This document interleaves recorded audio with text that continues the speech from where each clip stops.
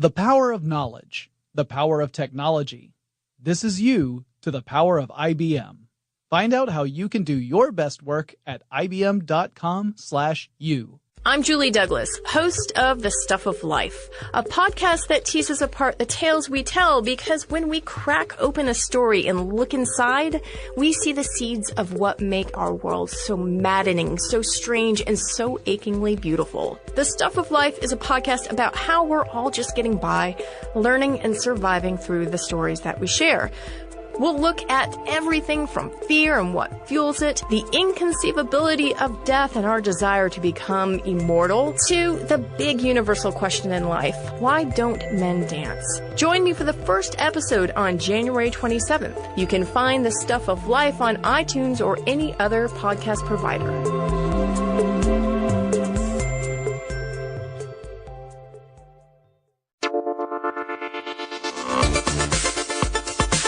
Get in touch with technology with TechStuff from HowStuffWorks.com. Hey there, and welcome to TechStuff. I'm your host, Jonathan Strickland. Now, we're at the close of 2015, so that means it's time to look at some of the big tech stories of the past 12 months and to see what the tech world has been up to over the last year. Now, in full disclosure, I am recording this on December 3rd, 2015. So when I get to the month of December, there's not going to be anything to talk about because nothing really has happened yet. But there's a ton of stuff to talk about from the previous months. So starting way back in January, first I'll talk about CES 2015. I attended that last year, as well as the 7 years before that. At any rate, it was all about things like wearables, the Internet of Things, automated systems, and 4K displays and 8K displays. Those were all the big items that were kind of taking center stage at CES. But there were a lot of other devices that were also kind of capturing people's imagination. I saw a lot of the various devices meant to allow you to scoot around, whether it was electric skateboards like the hoverboard type stuff or roller skates even, and some other ones. I didn't brave those. I didn't try them because I was pretty convinced I'd be one of the outlying statistics of people capable of falling down on something that is supposed to be impossible to fall off of. Pretty sure I could prove them wrong on that one. We also saw more VR headsets on display. Also a lot of conversion kits that turn phones into VR screens. Augmented reality was still something that we were kind of seeing some products show off, but I don't think anyone has found the perfect implementation of that, with the possible exception of the HoloLens, but that isn't yet available for consumers. We also saw a lot of autonomous vehicles, which I'd argue is another technology that's still in the incubation period. I think we've got a lot of evidence to show that autonomous cars are safer and more reliable than human drivers are on a day-to-day basis, but still going to take some time before that is ready for actual street use, at least in widespread fashion. Early in January 2015, the White House approved of sanctions against North Korea. Now, this was in response to the 2014 Sony hack. Some cybersecurity experts expressed doubts that North Korea was the originator of the attacks, but the government, specifically the FBI and some other agencies, said, no, this seems to be the work of hackers out of North Korea. So there was some disagreement there in the cybersecurity industry, but in general, it looked like fingers were pointing to North Korea. So the White House approved of sanctions against North Korea. North Korea's reaction was, understandably, one of disdain, I guess is a good word. But whether North Korea was ultimately responsible for the hack or not, that was the expected reaction. During his State of the Union address, United States President Barack Obama pledged to expand broadband service to more United States citizens, also wanted to push for net neutrality and invest in cybersecurity measures, all of which were prevalent on the minds of people. I mean, it was one of those things that especially the Sony hack had brought into the limelight. Also in January, in the wake of the terrible Charlie Hebdo attacks, in which journalists and their families were threatened and killed, it was terrible. Anonymous, the hacktivist group, announced essentially a campaign against terrorists and vowed to shut down communication tools and to weed out terrorism using cyber attacks and cyber strategies. And this would go on throughout the entire year. It really escalated in November, but it was going on throughout the whole year. Also in January, Google ended up shelving the Google Glass project. I wasn't really surprised by this. I was a little sad. I'm a huge fan of Google Glass, but I also felt that it wasn't quite right for consumers, and it was incredibly expensive, as $1,500 for a pair of Google Glass. But Google has stressed that it plans to incorporate the technology into future products, both physical and software products, and also that Google Glass would return at some point once it was ready. So I don't know when that'll be, but supposedly it will come back. In January, Bill Gates expressed concern that artificial intelligence could become the biggest threat to humanity. He said this during a Reddit AMA, which is Reddit for Ask Me Anything. Kind of interesting. Speaking of Bill Gates, the company he co-founded, Microsoft, introduced Windows 10 on January 21st and also showed off the HoloLens headset. That's that augmented reality device I had talked about. I wish I had had a chance to actually experience a HoloLens. I have not done that yet. I really hope to have that experience at some point. I'm intrigued by the idea. I like the possibility of the HoloLens adding a new dimension to computing. At least some applications. Obviously, it's not ideal for everything. You're not going to use the HoloLens for word processing, I would imagine. But for gaming, for design, for understanding how stuff works, that's something I'm really concerned with. I really think the HoloLens is a potentially useful tool. So I hope I get a chance to use it at some point. At the end of January, the FCC redefined broadband speed, calling it 25 megabits per second as download speed and 3 megabits per second upload speed. It was a big increase from the earlier definition, which I believe was 10 megabits per second down and 1 megabit per second up. It got some ISPs in a tizzy, internet service providers, because now they could not claim a 10 megabit per second speed as being broadband speed. They could not advertise broadband speed unless it was at 25 megabits per second or faster. And that ended up impacting their business. I'd say it was a positive impact for the consumer, and I don't have a whole lot of sympathy for ISPs in general when it comes to defining broadband speeds. But that's because of my own personal perspective. Maybe if I were running an ISP, I'd have a very different opinion. Moving on to February, we saw more data breach problems. An insurance company, a large one called Anthem, disclosed an enormous hacker attack in which millions of people's personal information had been leaked. Not just direct customers of Anthem, but Anthem also handles insurance from lots of other providers. It's kind of like the back end for a lot of insurance companies. So potentially millions of people had their personal information leaked to hackers in that attack. Just a few days later, the White House announced the formation of a cyber threat intelligence center, or intelligence integration center, which would collect information and organize it and distribute it in such a way to prevent cyber attacks from being successful or responding to cyber threats. Although that also raised some people's flags worrying about how this might end up impacting privacy issues.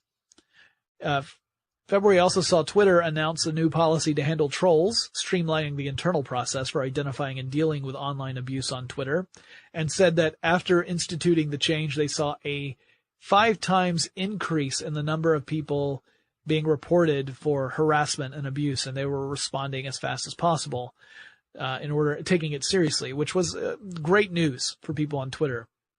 I have friends who have been the victims of harassment on Twitter, and it's a terrible thing. It's one of those things about the internet where the distance the internet provides and the anonymity you can have can create an environment that can be pretty toxic in some cases. It's not always. I mean, it also provides the ability for us to communicate with folks we otherwise could never talk to. So there are great things about this environment, but unfortunately there are some bad things too. So this was Twitter's attempt to counteract some of the bad. On February 26th, the FCC reclassified broadband as a utility and passed net neutrality rules, which lots of people on the internet absolutely loved. ISPs were not among them. And there were some politicians who reacted negatively toward this, largely the ones who are also, let's say, influenced by lobbies that represent ISPs. We're still seeing those rules being challenged by various affected parties. We're going to continue to see this shake out over time. But the reclassification means that broadband providers would no longer be able to charge for prioritized traffic. In other words, they would not be able to set an amount saying, if you create content and you want it to go across our networks at a decent speed, you have to pay this amount. That was no longer allowed. They also could not selectively block or throttle traffic from sources. So in other words, you shouldn't have a company like Comcast be able to throttle content from a company like Netflix. That would be against the rules based upon this reclassification. In March, a lot of news happened here. On March 6th, the Dawn probe entered orbit around Ceres, which meant that for the first time ever, we had a spacecraft enter the orbit of a dwarf planet. And that was pretty incredible and really exciting stuff. I was very pleased to read the news about that, and the information about Ceres was really fascinating.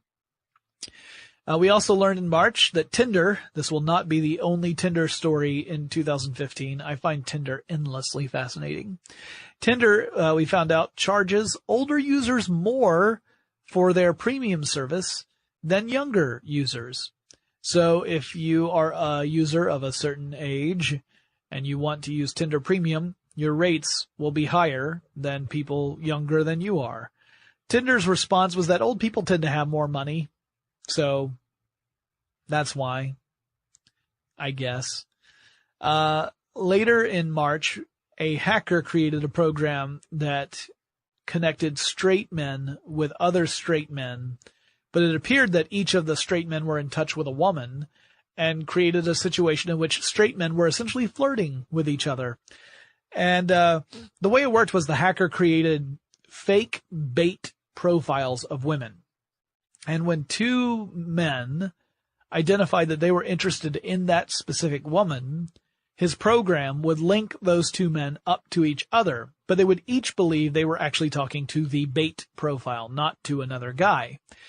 And when asked about his motivation for this, the hacker said that he had female friends who complained about the types of messages they would receive on Tinder, that they thought that they were distasteful and harassing, and he thought, well, this will give guys a taste of their own medicine.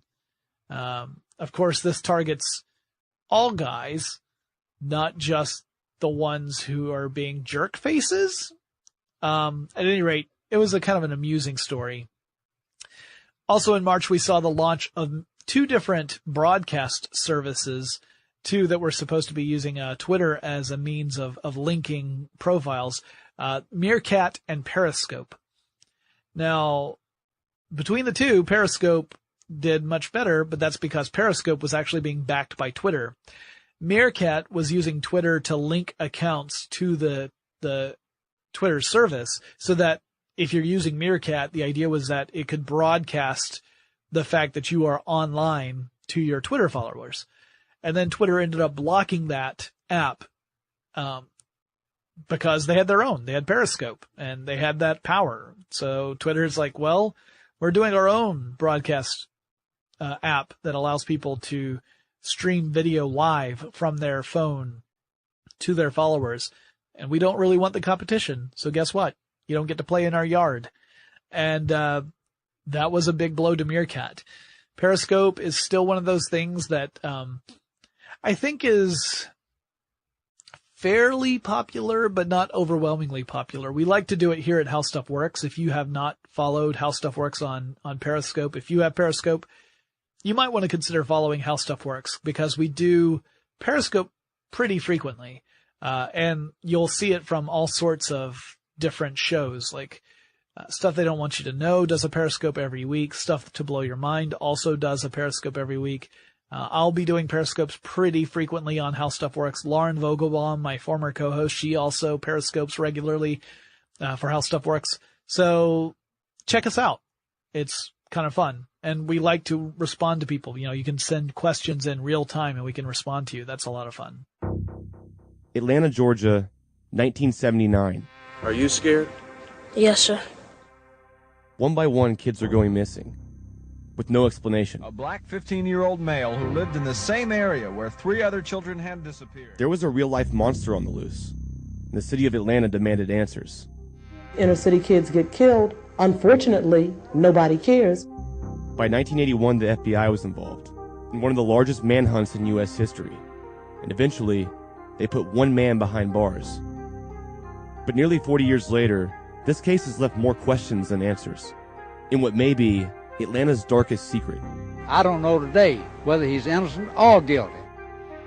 From the producers of Up and Vanished and How Stuff Works, we present an all-new podcast, Atlanta Monster. Subscribe to Atlanta Monster right now on Apple Podcasts and be the first to hear it on January 5th. Moving on to April. That's when Apple officially put the Apple Watch on sale. You could pre-order and buy them, and it started at around $300 for your basic Apple Watch model.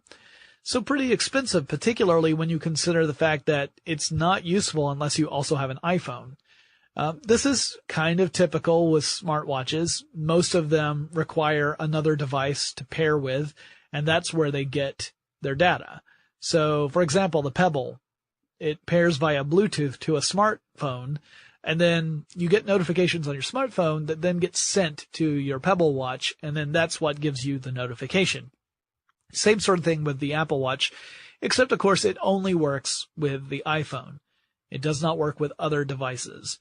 Early reviews of the Apple Watch were a little mixed. A lot of them said that there was a pretty high learning curve, and not everybody thought it was terribly useful. And again, like if you're talking about you want just the Apple Watch and you don't have an iPhone, you're looking at almost $1,000 to get the watch plus a current iPhone to be able to use the thing. So little bit of a steep road, but for Apple fanatics, obviously it was something that was greeted with glee. People couldn't wait to get their, well, I was going to say get their hands on it, but I guess get them on their wrists would be more accurate.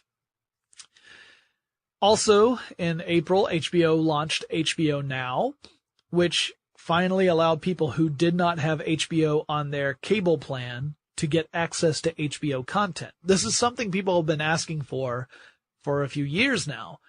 The idea of, I want to have an experience where I can subscribe to the specific channels I want, and I don't have to get everything else. It turns out that we're going to have to do that a la carte, channel by channel, or at least that's what it looks like right now. And HBO is one of those that you can do this with. You can subscribe to HBO Now. You don't have to have HBO on your cable subscription, and you can get access to HBO content. So this has also led some people to say perhaps this is the beginning of the end of the cable industry, the cable television industry, which would be really interesting if that's the case, because HBO played a big role in the beginning of the cable industry. If you listen to the episodes we did about the HBO story, you can hear about how important HBO was when cable was just growing. Also in April, Comcast and Time Warner ended up calling it quits on their move for a merger. This relieved a lot of people who said that if Comcast and Time Warner were to merge into one company, then even the illusion of competition would be erased in the cable company and ISP world. There are a lot of places where Time Warner is the only choice for your cable. Comcast is the only choice for your cable. This merger would have made the company even bigger. And while Comcast kept saying that it would promote competition, a lot of critics said, I can't possibly see how that would happen. To us, it looks like you would essentially just dominate the entire landscape. And if you listen to the Comcast story episodes, you know Comcast's history is essentially one of acquisitions. It's a company that bought other companies, and that's how it grew year over year. It added customers not by improving their offerings necessarily, although, obviously I'm sure the company tried to do that year over year too. It largely added customers by buying up other networks and then incorporating those networks into Comcast. But this one did not work out. And so they abandoned it, largely because they were facing some pretty stiff opposition in the general public. They were also seeing opposition from special interest groups, from other companies, and it was pretty clear there was going to be a really hard sell for them to be able to merge. So they ultimately decided to quit. Finishing out the news for April, a computer glitch in a digital slot machine convinced a woman she had won $41 million. It turned out to just be a glitch, a mistake. I can't imagine what this must have felt like. So the woman ended up suing the casino, saying she was owed the money she was told she had won. Imagine you're playing a video slot machine and you get a message saying, hey, you just won $41 million. I think you'd be pretty disappointed to go to the cashier and find out, nope, that's a computer error. You aren't owed any money, or maybe you're owed a couple of bucks. I think it was $2.63 ultimately for this person. The lawsuit was decided in favor of the casino, and the judge said, here's the thing. The rules for the game are laid out. They're displayed on the device or on the machine, or they show up on the screen, and explains what the rules are. And included in those rules was the fact that the maximum payout of this machine was $10,000 US, that you could not win more than that. And based upon the results of that spin of the slot machine, the woman would not have won a jackpot in the first place. It was just a computer glitch. And that you cannot expect a casino to change the rules of a game while a game is being played. That would be unfair to one party or the other, or both. And so ultimately the judge said, you can't hold a casino responsible for the malfunction of a screen. It's an unfortunate experience, but it's not one that will result in $41 million going to you. Sad trombone.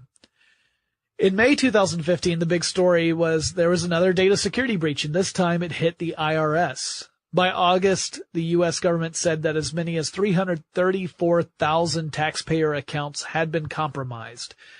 Now, in May, when they first announced the discovery of the breach, they thought it was closer to 100,000. So it got worse as time went on and as the investigation continued. The hackers had actually used a program called Get Transcript. That's a program IRS had implemented, which was meant to allow users to get a look at their tax transactions over time. So the hackers took advantage of vulnerabilities in the Get Transcript program to get personal information from taxpayers. It's pretty ugly. But that's really the only story out of May. So moving on into June. Now, June and July, these are 2 months with lots and lots of stories, so I'll try and breeze through these as quickly as possible. First of all, in June, Apple had its Worldwide Developers Conference, one of the big events Apple holds every year. And at that conference, they unveiled OS 10.11, also known as El Capitan. They also announced Apple Music, which was it is a streaming music service. It competes with other streaming music services, everything from Google Play and Amazon Music and Pandora and Spotify, all those sort of things. Over in Reddit, there was a bit of a brouhaha when Reddit ended up essentially removing a few subreddits because they were all centered around harassment, harassing different groups. And Reddit said that while it strives to be a platform for free expression, it will not tolerate harassment. That actually caused a bit of a stir. It was also announced in June that Twitter CEO Dick Costolo would be stepping down from the position, and Jack Dorsey, the co-founder of Twitter, would be stepping in as the interim CEO. By October, this would change. Dorsey would be named the new permanent CEO of Twitter, and so he is. Also in June, Verizon completed its acquisition of AOL, which was a $4.4 billion deal. So AOL is now a property of Verizon. Also in June, E3 happened. The big news there, Bethesda, the company that creates games like Fallout and Skyrim, held its first ever press conference and blew people away with the real Pip-Boy that you could order, as well as Fallout Shelter, which became available that day, at least for iOS devices. It was a big hit. Microsoft showed off the HoloLens, and that got a big reaction. They also announced that the Xbox One would get backwards compatibility with a selection of Xbox 360 titles. That was a big hit as well. Another big hit was Star Wars Battlefront. Excuse me, Noel.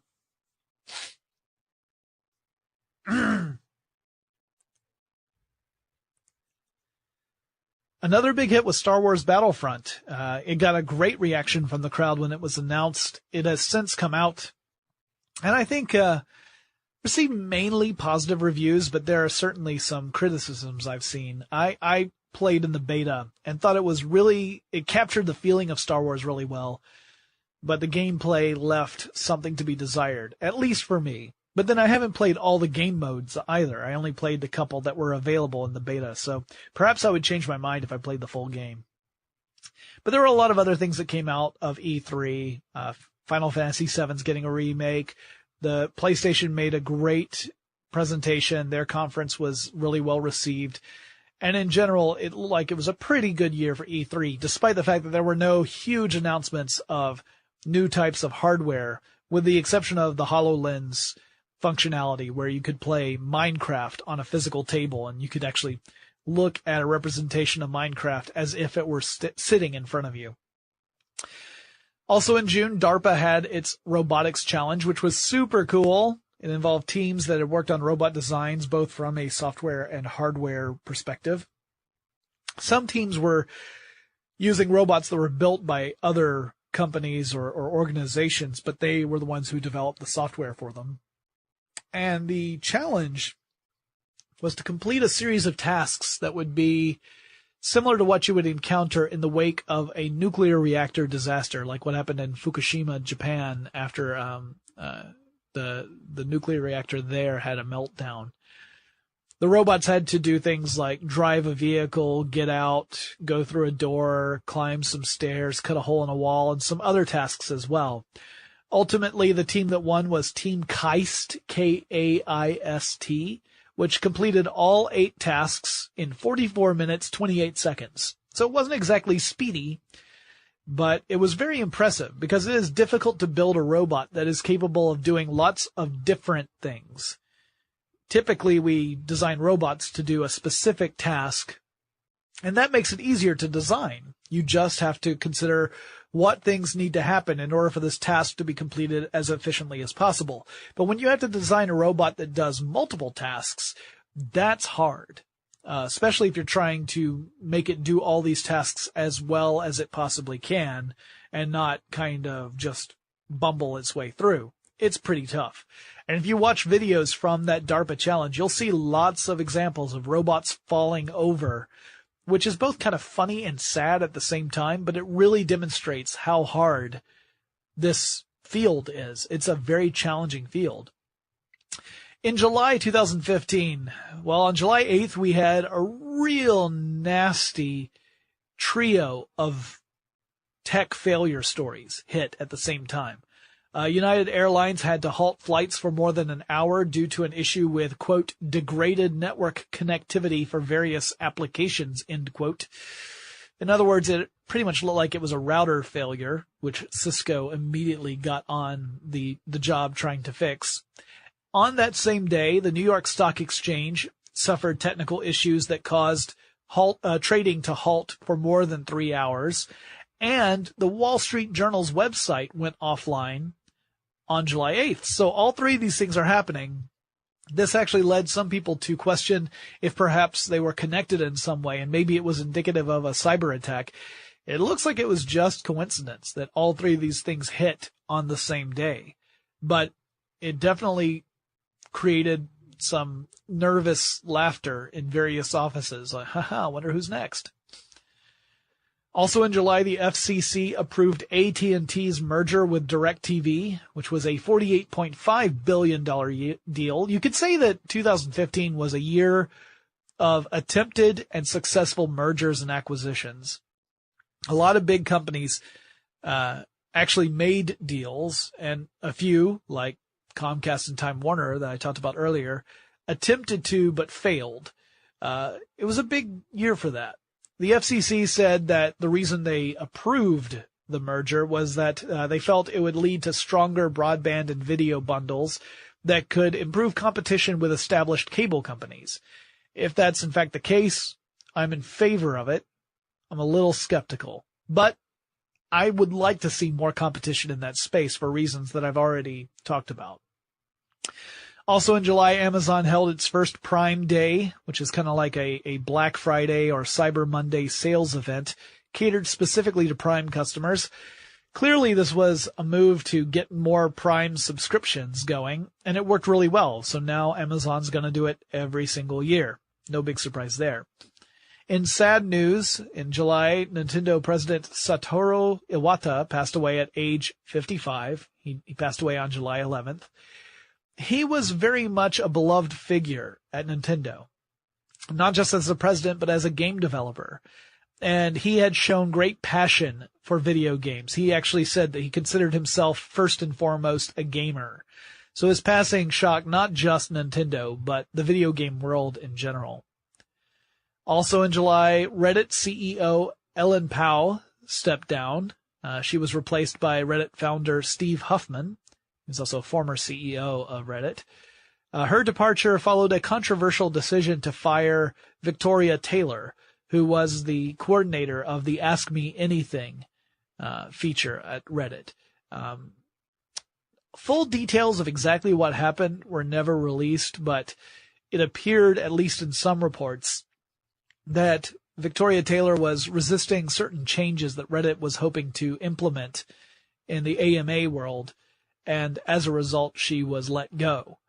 That seems to be what happened based upon certain reports, but like I said, a full disclosure of exactly what happened has never really been made. At least not that I could find. I'm gonna make him an offer he can't refuse. Phone home. You built a time machine out of a DeLorean? Hey everybody, this is Chuck from Stuff You Should Know, and if you didn't guess, that was me doing bad impressions to talk about my new show, Movie Crush. It releases every Friday on Apple Podcasts or wherever you get your podcasts, and each week I sit down with an awesome person to talk about their favorite movie. Go check it out. If you love movies, if you love great conversations, you're going to love Movie Crush.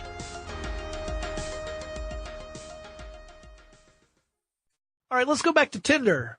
I told you I was going to talk about it a couple times throughout the year. So in July, the service announced verified accounts for celebrities. So when you see a profile for Leonardo DiCaprio in your area, you can look for that little verification sign to make sure it's actually Leonardo DiCaprio and not just some guy named Vinny who's hoping his passing resemblance to Leonardo will get him somewhere. So, yay. Being a married guy, I've been married for more than 18 years now. I find this Tinder stuff to be really amusing. And I gotta be honest, I am so glad I am not in the dating world, because I also think I'd be terrified if no one ever swiped right on me. Also, in July, it was revealed that the website Ashley Madison, which is dedicated to helping married people find folks who will have an affair with them, it had been hacked. I'm sure you heard this story. It was in all the news outlets for a long time, probably because of the salacious content here. And a lot of that information was released online. It was dumped into various sites where it was quickly propagated. and it embarrassed customers and the company alike. It also revealed some interesting data. A lot of people combed through this to get a better look at what it represented. It appears that an overwhelming majority of the accounts on Ashley Madison belong to men. That a good number of the accounts belonging to women actually are dummy accounts and were perhaps used to act as essentially bait to lure men to use the service. It doesn't do the men much good if there's no one there on the service for them to connect with and have their affair, I guess. The hacker or hackers chose the name The Impact Team and said that they had targeted ALM, which is the parent company that owns Ashley Madison and other related sites, because of unethical practices. Largely the one about if you wanted to delete your account with Ashley Madison, you had to pay $19 for the privilege of having your information deleted. And even then, there was no guarantee that it was actually deleted. So that was the reason the hacker gave for targeting Ashley Madison. And this was a story that for at least a couple of weeks was in the headlines just because you kept getting names of people who were found within the database. And it was an ugly affair. And I can't believe I just used that pun. It was totally unintentional. I really do promise. I didn't mean to. So as the words were coming out of my mouth, I was regretting it.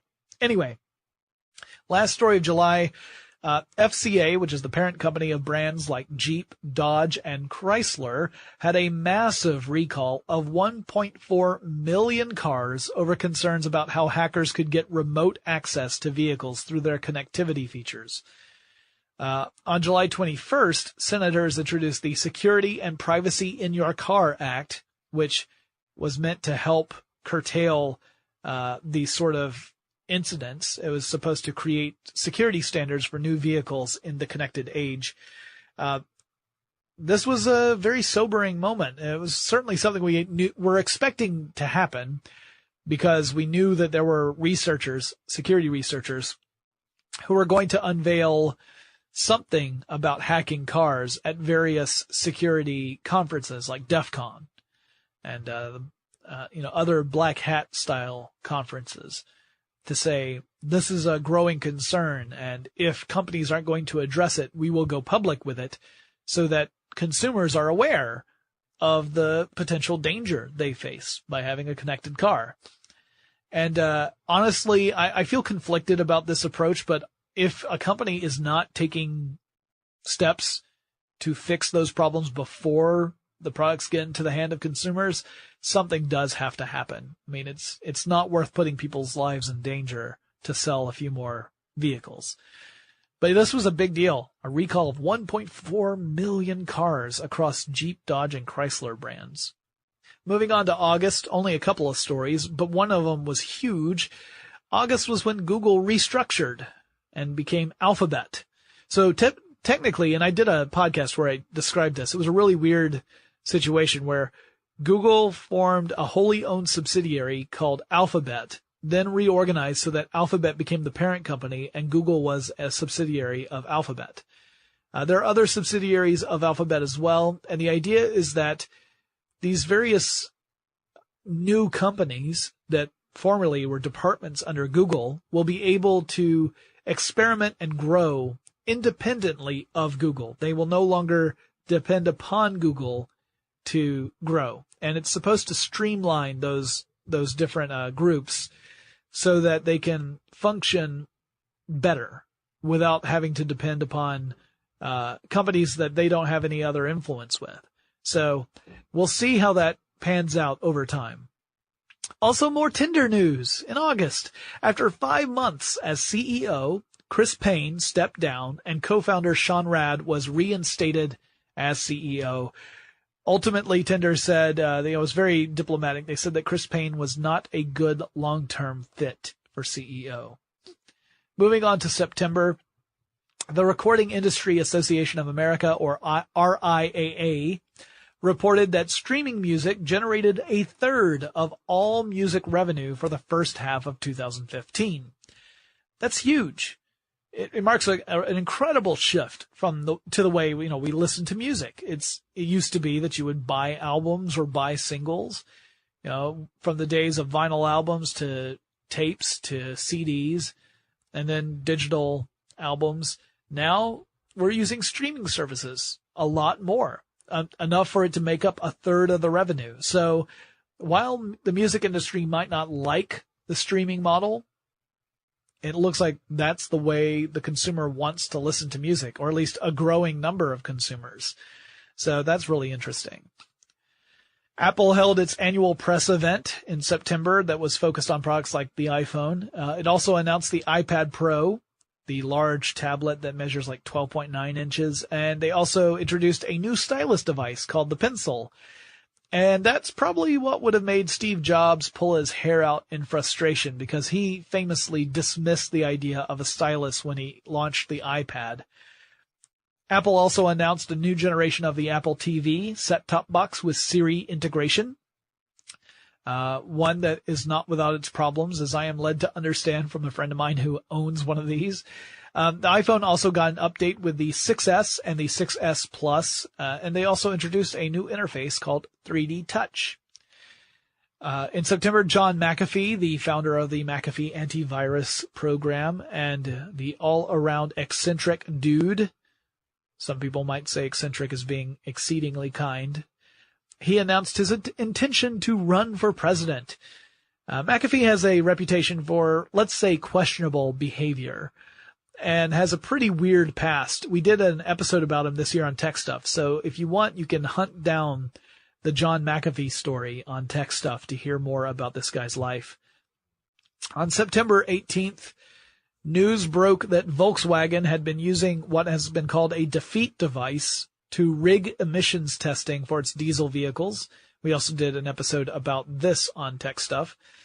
So this device essentially turned on some emissions equipment, some protocols in Volkswagens, so that when you are actually doing an emissions test, the emissions are well below the limits that are placed there. However, when you get into regular driving conditions, the defeat device is switched off and your vehicle starts to pollute a lot more, but the performance goes way up. And once this was discovered, it was the beginning of a real PR nightmare for Volkswagen that is continuing to this day. Also, in September, Elon Musk appeared on The Late Show with Stephen Colbert and suggested that we could terraform Mars if we just detonated some nuclear bombs at the poles. Kind of like melting all that ice and possibly creating an atmosphere. And I don't know what else, because I think if we did do that, we would raise such enormous dust clouds in Mars's atmosphere that you wouldn't be able to do any useful terraforming for quite a long time in the first place. I don't think it would necessarily work. I'm not the only one who thinks that, but what do I know? I'm not an expert. Speaking of Elon Musk and Tesla launched the Model X SUV in September. That's an SUV capable of going from 0 to 60 miles per hour in 4.8 seconds. Unless you cough up the cash for the pricier performance model, that can go 0 to 60 in 3.2 seconds. It also has a top speed of 155 miles per hour. That's wicked fast. So the price for a signature series model X SUV is $130,000. The standard model is slightly less expensive. Still well out of my price range, however. In October, the film Steve Jobs, which was written by Aaron Sorkin, debuts. It would go on to earn only $18 million domestically. If you factor in all the theaters worldwide, it's still a little less than $24 million. And that makes it a flop. Reportedly, it had a budget of $30 million, so it made less than it cost to make. A lot of people in the tech industry seem to be happy about this. They criticized the movie, saying that it was not a realistic portrayal of Steve Jobs. On October 5th, People, that's P-E-E-P-L-E, disappeared before it could even launch.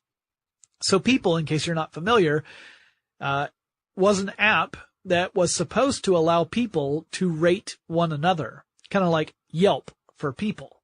So if I had an interaction with you, and I thought you were being a little stroppy, as Kevin Free would say, I could give you a negative rating on People and warn others of your stroppiness. You could do the same for me, saying this man is bald and unpleasant. And it got a lot of people worried that the negativity that you can encounter online could spill over into our personal lives even more than it already is. So by October 5th, it was supposed to launch in November of this year, but by October 5th, most traces of it disappeared. The website was gone. Its Facebook and Twitter accounts disappeared. The Instagram account was switched to private. So it looks like People, after facing some public criticism and ridicule, may be gone. Also in October, Amazon announced it would stop selling Apple TV and Chromecast on its site, instead funneling people to buy stuff like Fire TV and become Amazon Prime members. You might say that's a little bit of self-interest, or a lot. It's a lot of self-interest. Edward Snowden joined Twitter in October. He's the whistleblower who revealed the NSA practices. Quickly became very popular on Twitter. People wanted to hear more about his perspective on cybersecurity and privacy issues. Facebook was rumored to be adding a dislike button in October, but instead introduced reactions. These are sort of emoticons that allow users to react to a status update beyond just a thumbs up, because sometimes you see status updates that warrant a different reaction. You don't necessarily want to like that status update. And so this would give you a few more options without it becoming a tool that you could abuse and make people feel badly about it. At least that's the theory. Also, the New Horizons probe explored Pluto, and that was pretty awesome. We started getting some really cool information about Pluto. In October, NASA announced the probe had found evidence of exposed water ice on the surface of Pluto. Also, we got some incredible images of Pluto. Stuff I didn't think I would ever live to see. So that was really exciting. Tesla was back in the headlines. It gave an overnight update that allowed Tesla vehicles autonomous capabilities. It is limited. You cannot use this to just take you from point A to point B with never touching the steering wheel or the accelerator or the brake. It's not intended to be that. It's more like a really sophisticated driver assist system, not a fully autonomous vehicle. That being said, there were a lot of people who did videos of themselves behind the wheel of a Tesla in autonomous mode, not touching any of the controls, which is remarkably dangerous, as Tesla has said, don't do that. But hey, you can't, I guess if you give people a toy, they're going to play with it. Also in October, Consumer Reports revised its previous rating for the Tesla Model S. Now, originally they said the Tesla Model S was so good, it broke their ratings scale. They said it was just remarkable how its performance was above and beyond every other vehicle on the road. They revised that and said while the performance was still incredible, they were not reliable. In other words, when they're working, they work great, but they don't always work. So they pulled the recommendation rating from the car as a result of these reliability issues. And on October 21st, 2015, we finally had Back to the Future Day. That's the date that Marty McFly and Doc Brown visit in Back to the Future 2. And as part of that celebration, Nike announced that it would be releasing self-lacing shoes, which are also featured in Back to the Future 2. We didn't get a whole lot of other things that are in Back to the Future 2, which I'm fine with. I don't need to see Jaws 19. Also, we saw that Yahoo announced its video streaming service, which had picked up Community after it had been canceled on broadcast television. The streaming service lost $42 million in the third quarter of 2015, largely due to the expense of producing high-end shows like Community. They had not figured out how to monetize it, so things were looking pretty grim for that Yahoo streaming service. And the Wall Street Journal reported that Chrome OS is living on borrowed time, that in 2016 it will end up being folded into Android, and that by 2017 you will no longer be able to buy a Chromebook anywhere. They won't be on sale anymore. Finally, November, and I say finally because remember, it is December 3rd as I record this, so I don't really have any December news. On Black Friday, which is the day after Thanksgiving here in the United States, there was about just shy of $1 billion, $905 million in sales from smartphones and tablets. Not of the smartphones and tablets, but rather people were using their mobile devices to do shopping. With iOS users spending the most money, apparently. Mobile shopping had increased by 30% from the previous year. So it looks like more and more people are using their mobile devices for their shopping needs. It's pretty interesting to me. It's again another implication that the internet is changing wildly, that our mobile devices are becoming our primary means of interacting with the internet these days. It's not true for me, but it's certainly the prevalent theme that I'm seeing in every other, demographic, just not bald guys who host TechStuff. And finally, it's rumored that the next iPhone will no longer have a 3.5 millimeter headphone jack. Instead, you will have to use either Bluetooth or a Lightning connector to connect your headset to your phone. Now that means that if you're using a hardwired headset, you will not be able to do so while also charging the phone. You will have to do one or the other. And it also means that if you want a hardwired headset, you're going to have to rely on a proprietary connector for headphones, which really limits where you can get your headphones, at least until other manufacturers are able to produce Lightning connector headsets. And that tends to upset consumers. I know that I go crazy when I buy something that has its own proprietary connector, because it means that if I lose that cable, that's it. I have to buy a replacement. In some places, you can't even get replacement cables, at least not easily.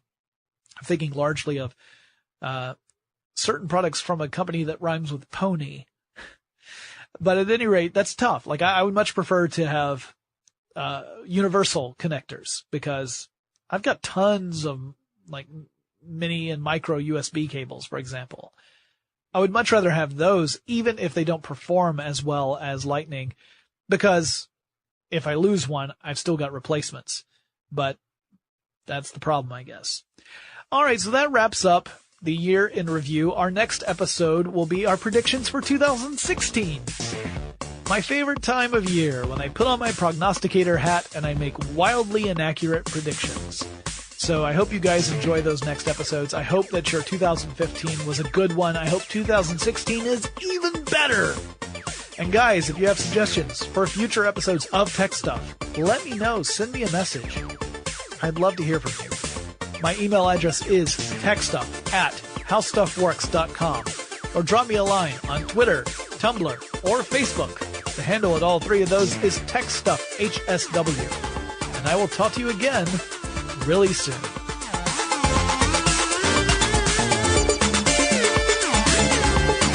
For more on this and thousands of other topics, visit howstuffworks.com.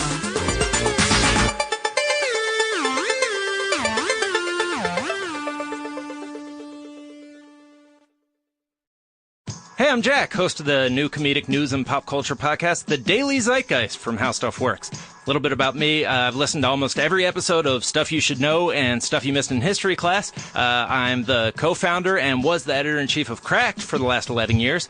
And our show is basically the day's news and pop culture filtered through a brain that contains all the information that entails. And I'm Miles Gray, Jack's co-host, a former political operative and pop culture addict, like something I actually take medication for. He does. And sometimes he's a bunch of different people, like Michael McDonald. Tell him he's a stranger. Japanese radio DJ. Minasan ohayou gozaimasu, Midas desu. And Making a Murderer's Brendan Dassey. Yeah. No. Just a fair warning, guys, you're gonna learn a lot, but some of the content can get a little edgy, so not for young ears, but trust us, it's all in good fun. So go to Apple Podcasts and listen and subscribe to The Daily Zeitgeist. It's really good, is our catchphrase. We're still working on it.